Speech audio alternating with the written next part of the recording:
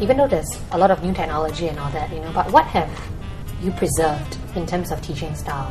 Or what have you, continued doing? I preserved the chalk and talk teaching method, which is using the whiteboard and my marker and stuff. I think that there is some use to it, because I think it is easier if we use the board to break down difficult concepts instead of just using videos, animations, or even PowerPoint.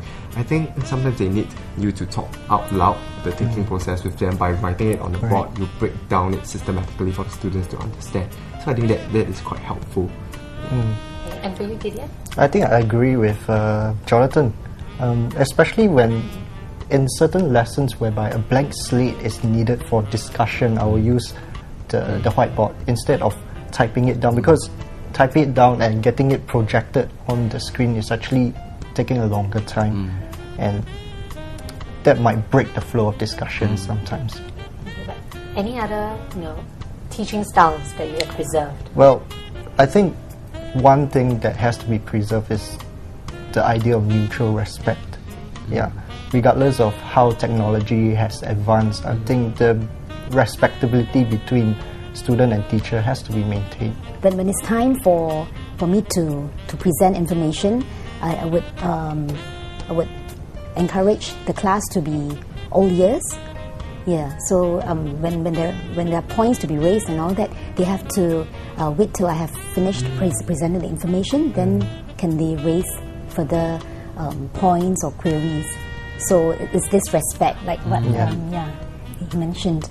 On the issue of respect, I think in the past, it's like, even when I was a student, is that you respect the teacher, whatever the teacher says goes, you get scolded as well, you accept it, Is it still like that today? Do you feel that they respect you automatically, or you have to earn their respect? Maybe we'll start with Norman. Your thoughts?